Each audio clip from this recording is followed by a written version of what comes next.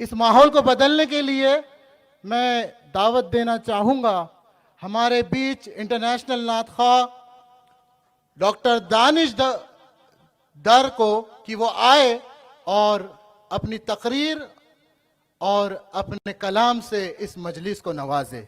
Doctor Danish आफ्तार के लिए जोरदार तालियां।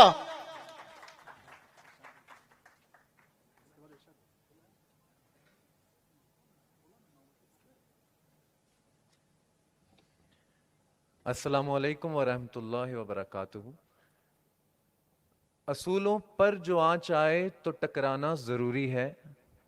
असूलों पर जो आँच आए तो टकराना ज़रूरी है।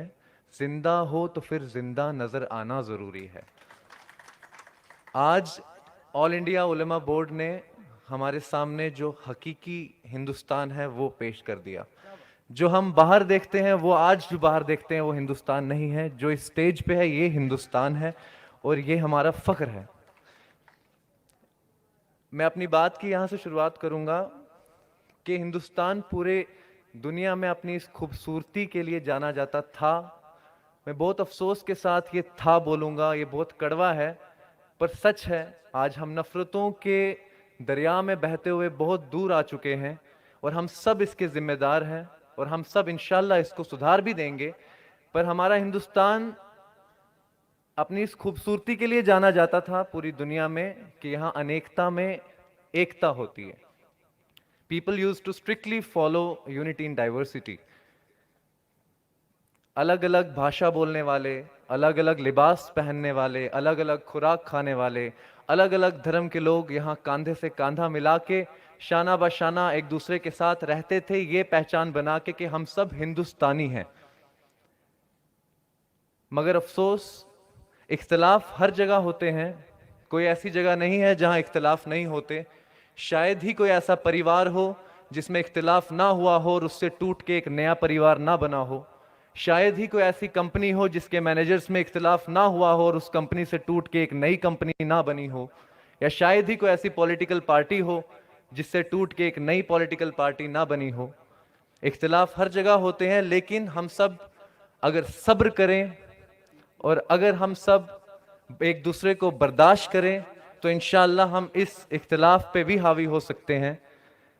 बर्दाश्त करने का मतलब ये नहीं है कि जुल्म बर्दाश्त करें। जुल्म करने वाला और जुल्म बर्दाश्त करने वाला दोनों गुनाहगार होते हैं। बर्दाश्त करने का मतलब ये है कि अगर गुरपुरब के दिन सिखों की रैली किसी मुसलमान के इलाके से निकलती है तो मुसलमानों को चाहिए उसका आदर और सम्मान करें। अगर जुमा के दिन मुसलमान नमाज पढ़ने किसी हिंदू के इलाके में किसी रोड के किनारे अदा नमाज करते हैं तो हिंदुओं को चाहिए उसका आदर करें। अगर हमारे हिंदू भाई होली और दिवाली के दिन किसी मुसलमान के इलाके में अपने रंग से या अपने उस पटाखे से जश्न मनाते हैं तो मुसलमानों को चाहिए उसका आदर और सम्मान करें। चाहे जहर का घूंट पी के करे या शरबत का प्याला पी के करे, ये आदर करना पड़ेगा अगर हमें अनेकता में एकता चाहिए। अल्लाह रब्बुल इज़्ज़त ने एक जानवर बनाया है जिसको पॉर्क्यूपाइन कहते हैं, उर्दू में शायद शाही कहते हैं। उसके जिस्म पे बड़े बड़े नोकीले कांटे होते हैं, बहुत तेज। वो अपनी हिफाजत के लिए वो कांटे आगे कर देता है, पूरी पीठ पे होते हैं, तो शेर भी हो तो उसको खा नहीं सकता। मगर जब टेम्परेचर 2 या 3 डिग्री हो जाता है तो वो मरने लगता है। तो वो इशारे से, अल्लाह ने ऐसा निज़ाम बनाया है कि इशारे से अपने बाकी जो पॉर्क्यूपाइन होते हैं उनको बुलाता है कि आ जाओ, एकजुट हो जाते हैं ताकि सर्दी में हम लोग जुड़ के एक दूसरे से चिपक के वो गर्मी पैदा करें, मरने से बचें। जब वो सब एक दूसरे के साथ चिपकते हैं तो उनके कांटे एक दूसरे के जिस्म में घुस जाते हैं, वो तकलीफ देते हैं, खून आता है, मगर वो एक दूसरे का साथ नहीं छोड़ते और उसी तरह से वो सर्दी के मरहले को भी पार कर देते हैं। ऐसे में जो इनटॉलरेंट या इस सख्ती से डर के अकेला साइड पे रह जाता है वो जिल्लत और रुसवाई की मौत मर जाता है। इससे हमें यही सीख मिलती है कि हम लोग अगर एकता में रहेंगे उसी में हमें सफलता मिलेगी।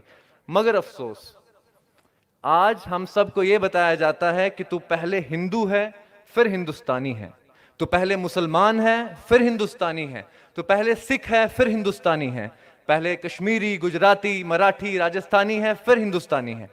अगर इस तरह की सोच हमारे सामने रही तो हम फकत हिंदू और मुसलमान बन के रह जाएंगे। हमारा हिंदुस्तानी होने का वजूद खत्म हो जाएगा।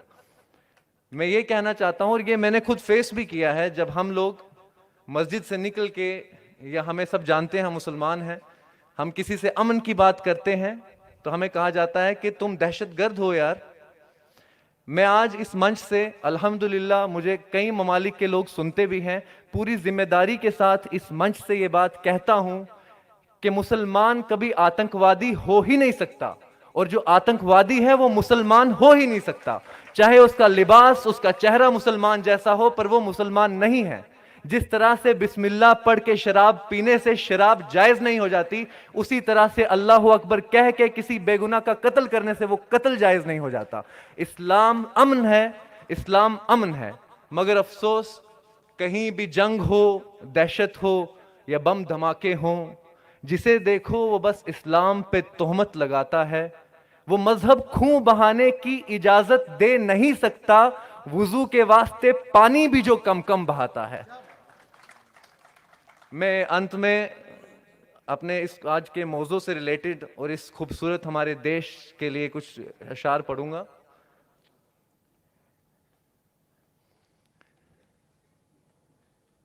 तेरे दामन से जो आए उन हवाओं को सलाम,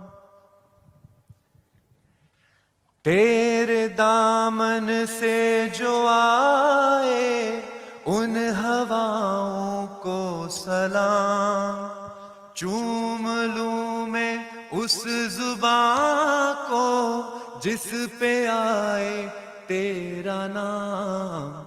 सबसे प्यारी सुबह तेरी, सबसे प्यारी तेरी शाम, तुझ पे दिल कुर्बान। ऐ मेरे प्यारे वतन, ऐ मेरे उजड़े चमन, तुझ पे दिल कुर्बान। माँ का दिल बन के कभी सीने से लग जाता है तू, और कभी नन्ही सी बेटी बन के याद आता है तू। जितना याद आता है तू उतना तड़पाता है तू, तुझ पे दिल कुर्बान। ऐ मेरे प्यारे वतन, ऐ मेरे उजड़े चमन, तुझ पे दिल कुर्बान। अस्सलाम वालेकुम वरहमतुल्लाह।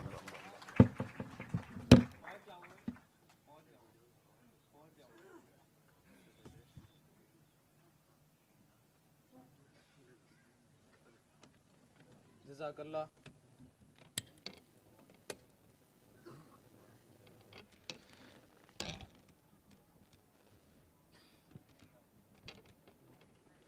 बहुत अच्छे अंदाज में जनाब दानिश साहब ने स्पीच भी की और एक कलाम भी पढ़ा, हम उनका शुक्रिया अदा करते हैं। यहाँ से अब इस प्रोग्राम को थोड़ा और बदल देते हैं।